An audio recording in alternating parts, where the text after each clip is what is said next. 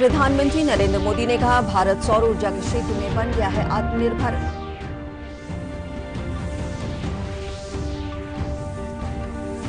प्रदेश में कोरोना संक्रमितों की संख्या बढ़कर हुई 14,330। स्वस्थ होने की रफ्तार भी हुई तेज।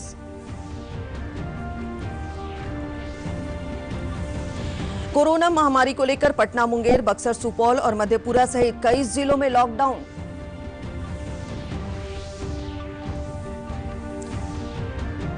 और रोहतास जिले के अमझौर थाना क्षेत्र के सरैया में तालाब में डूबने से 4 बच्चों की मौत।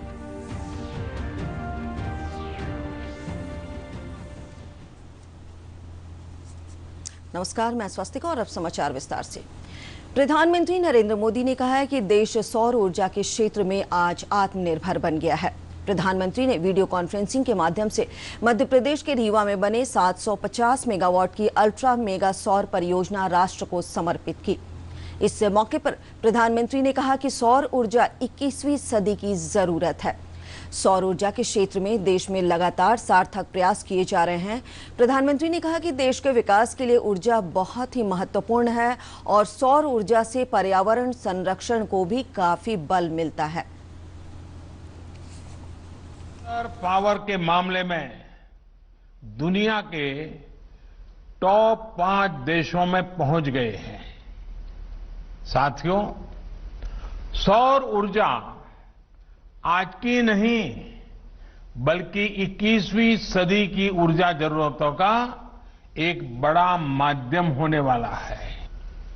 जैसे जैसे भारत विकास के नए शिखर की तरफ बढ़ रहा है, हमारी आशाएं, आकांक्षाएं भी बढ़ रही है और वैसे वैसे हमारी ऊर्जा की, बिजली की जरूरतें भी बढ़ रही हैं। ऐसे में आत्मनिर्भर भारत के लिए बिजली की आत्मनिर्भरता बहुत आवश्यक है। बात करते हैं कोरोना की। राज्य में कोरोना संक्रमण के 352 नए मामले प्रकाश में आए हैं। इसके साथ ही संक्रमितों की संख्या बढ़कर 14,330 हो गई है। स्वास्थ्य विभाग के सचिव लोकेश कुमार ने वीडियो कॉन्फ्रेंसिंग के माध्यम से बताया कि कोरोना से ठीक होने वाले लोगों की संख्या बढ़कर 10,251 हो गई है। उन्होंने कहा कि राज्य में कोरोना मरीजों के ठीक होने की दर 71.54% है।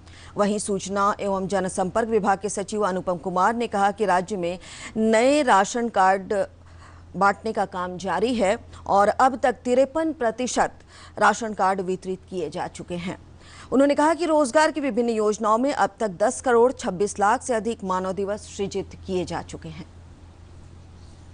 राज्य में बढ़ते कोविड संक्रमण के कारण राजधानी पटना सहित 10 जिलों में कल से लॉकडाउन लागू कर दिया गया है। 4 जिलों बक्सर, नवादा, सुपौल और किशनगंज में 3 दिनों तक लॉकडाउन लागू रहेगा। खगड़िया में 5 दिन के लिए इस महीने की 14 तारीख तक पूर्णबंदी लागू रहेगी। पटना, मुंगेर, मधेपुरा, कैमूर और पूर्णिया जिले में इस महीने की 16 तारीख तक पूरी तरह लॉकडाउन रहेगा। अररिया जिला प्रशासन ने कोरोना संक्रमण के बढ़ते मामलों को कम करने के मकसद से रविवार से 8 दिनों के लॉकडाउन का फैसला लिया है। कोविड महामारी को नियंत्रित करने के क्रम में लॉकडाउन के दौरान सरकारी कार्यालय और सार्वजनिक निगम बंद रहेंगे। सभी निजी और वाणिज्यिक प्रतिष्ठान भी बंद रहेंगे। राशन, दूध, सब्जी और मांसाहार की दुकानें सवेरे 6 से 10 बजे तक और शाम 4 बजे से 7 बजे तक खुली रहेंगी। सभी पूजा स्थलों और धार्मिक आयोजन पर पाबंदी रहेगी। ऑनलाइन खरीदारी की जा सकती है। सार्वजनिक परिवहन सेवाएं भी लॉकडाउन के दौरान जारी रहेंगी, लेकिन निजी वाहन आवश्यक कार्यों के प्रयोग किए जा सकेंगे। ट्रेन और विमान सेवाएं जारी रहेंगी। सभी लोगों के लिए मास्क पहनना अनिवार्य किया गया है। राजधानी पटना की सड़कों पर लॉकडाउन का असर देखा जा रहा है। वाहन और लोगों की आवाजाही कम हो गई है। प्रशासन पूरी तरह मुस्तैद है और आने जाने वाले लोगों की जांच की जा रही है। पुलिस लोगों से बेवजह सड़कों पर न निकलने और मास्क पहनने की अपील कर रही है। रोहतास जिले के अमझौर थाना क्षेत्र के सरैया में एक तालाब में डूबकर 4 बच्चों की मौत हो गई। परिजनों ने बताया कि तिलौथू इलाके में कुछ दिनों पहले एक तालाब बनाया गया था जिसमें ये चारों बच्चे नहाने गए थे। इसी क्रम में वे डूब गए, जिसके बाद उन्हें इलाज के लिए स्थानीय प्राथमिक स्वास्थ्य केंद्र में ले जाया गया, जहां डॉक्टरों ने मृत घोषित कर दिया। मरने वाले चारों बच्चों में 2 सगे भाई भी शामिल हैं। 4 बच्चे जो है अपना घर के बगल में खेल रहे थे। सब परिवार जितना है गार्जियन कमाने अपना काम धंधा, हम लोग कोई बड़ा आदमी नहीं है, सब रोज कमाने वाले हैं। तो वहाँ पे बगल में प्रमुख जी है हमारे हैं, वो बगल में चारों तरफ गड्ढा खनवा के रखे हैं। गड्ढा उनका गड्ढा का कोई होती नहीं है, कहीं घेराबंदी नहीं है। और उसी में गया लड़का लोग का कुछ मालूम, सब 10 साल 9 साल 8 साल से लेकर 10 साल के लड़के हैं।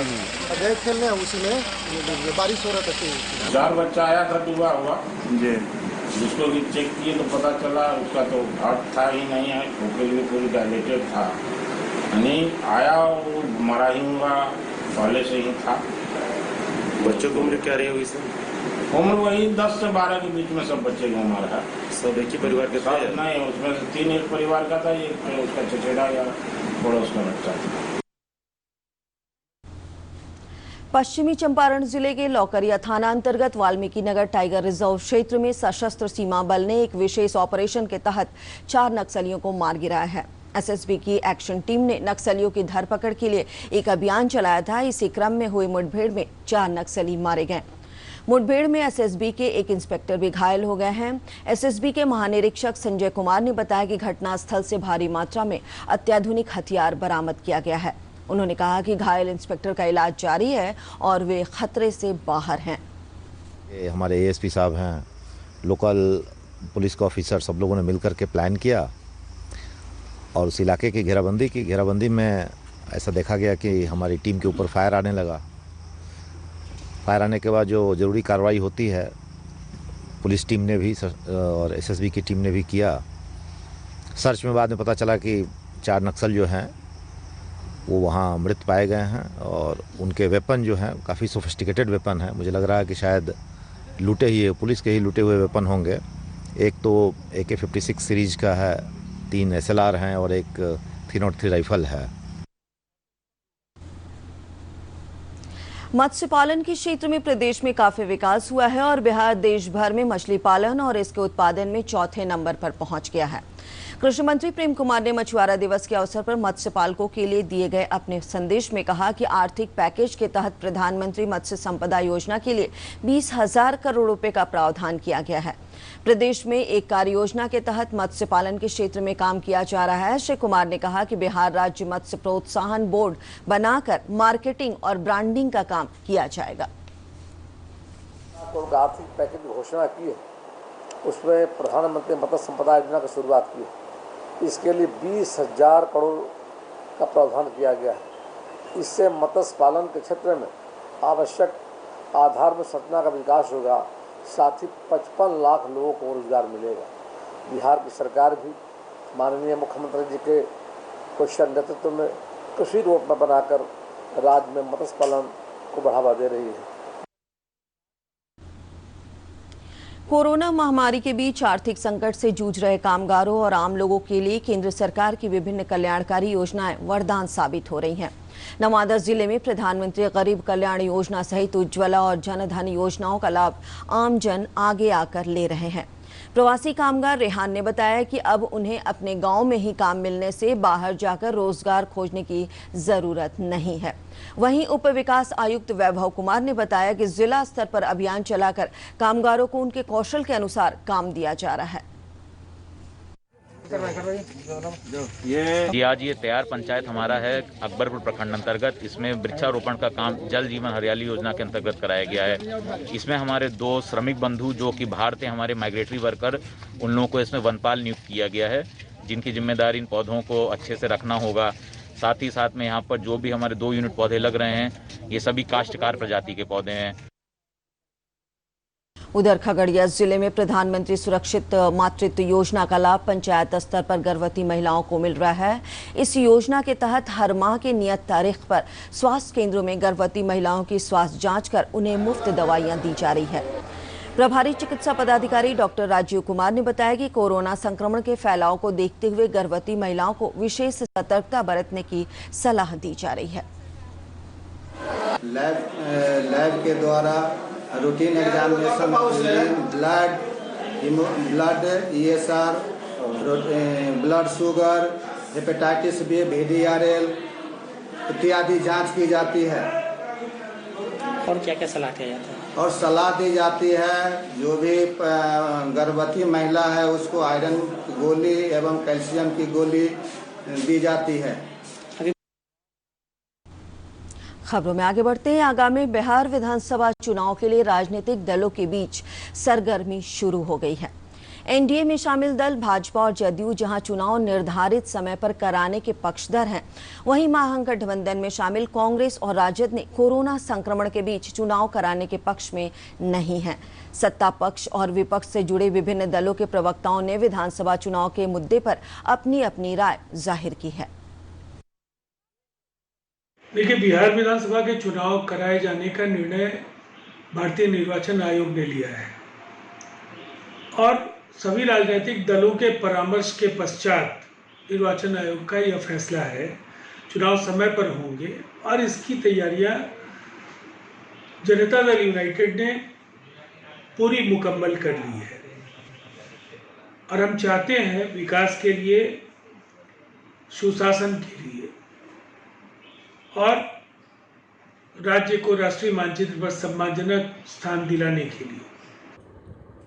चुनाव कराना चुनाव आयोग की जिम्मेवारी है। चुनाव आयोग अपनी जिम्मेवारियों का निर्वहन करता है। समय से चुनाव हो तो विकास की गति बनी रहती है। अगर चुनाव में विलंब होता है तो विकास कार्य बाधित होता है। इसलिए सभी लोग चाहते हैं कि समय से चुनाव हो। चिराग पासवान जी ने भी कहा है कि इलेक्शन नहीं होना चाहिए लाशों के ढेर पर। कोरोना संक्रमण के बढ़ते मरीजों की संख्या के बीच बिहार में कैसे चुनाव संपन्न होगा, एक बड़ा सवाल है और कांग्रेस पार्टी भी इस परिस्थिति पर चिंतित है। लेकिन बीजेपी जदयू के लोग जोर शोर से तैयारी कर रहे हैं। उन्हें आम जनता के सेहत से कोई मतलब भी नहीं है। बात करते हैं मौसम की। प्रदेश में कल कई स्थानों पर भारी बारिश रिकॉर्ड की गई। मौसम विभाग से प्राप्त जानकारी के अनुसार सबसे अधिक 140 मिलीमीटर बारिश पश्चिम चंपारण जिले के त्रिवेणी में रिकॉर्ड की गई। वहीं पटना जिले के विक्रम में 110 सेंटीमीटर वर्षा हुई। पूर्वी चंपारण, गोपालगंज, बांका और वैशाली जिले में भी मध्यम से भारी बारिश दर्ज की गई। मौसम विभाग ने नेपाल के तराई वाले क्षेत्रों, उत्तर और पूर्वी बिहार के कई जिलों में अगले 48 घंटों के लिए भारी बारिश और वज्रपात का अलर्ट जारी किया है। मौसम विज्ञान केंद्र के वैज्ञानिक आनंद शंकर ने बताया कि प्रदेश में मानसून पूरी तरह सक्रिय है।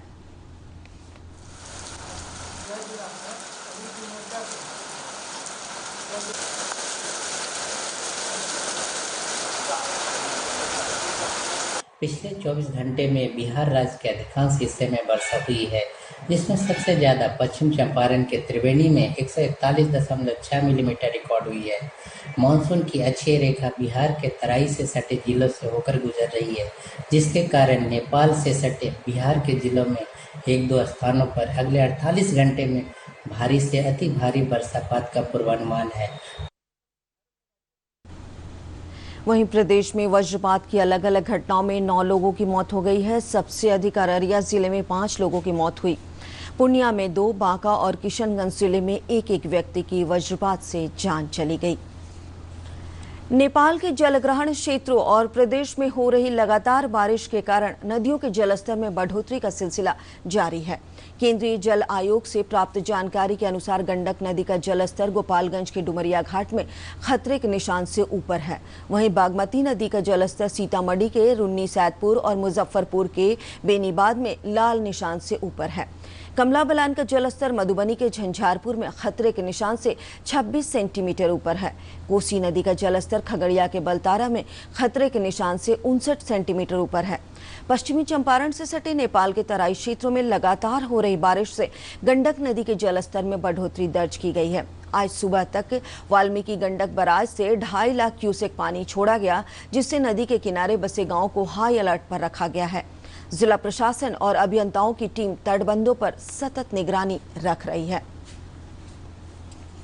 उधर खगड़िया जिले में कोसी और बागमती नदी में जलस्तर बढ़ने से सीमावर्ती गांव पर बाढ़ का खतरा मंडराने लगा है। एडीएम शत्रुंजय मिश्रा ने बताया कि संभावित बाढ़ के खतरे को देखते हुए प्रशासन ने राहत और बचाव के लिए विशेष इंतजाम किए हैं। हमको आगाह किया है कि आप इस बात के लिए तैयार रहिए। दूसरी बात, हमने डिप्लॉयमेंट प्लान के तहत ये निर्देश दिया है कि अंचल प्रशासन शॉर्ट नोटिस पर भी उन लोगों के इवैक्यूएशन की खातिर कार्रवाई करेगा। और अंत में मुख्य समाचार एक बार फिर। प्रधानमंत्री नरेंद्र मोदी ने कहा, भारत सौर ऊर्जा के क्षेत्र में बन गया है आत्मनिर्भर। प्रदेश में कोरोना संक्रमितों की संख्या बढ़कर हुई 14,330, स्वस्थ होने की रफ्तार भी हुई तेज। कोरोना महामारी को लेकर पटना, मुंगेर, बक्सर, सुपौल और मधेपुरा सहित कई जिलों में लॉकडाउन।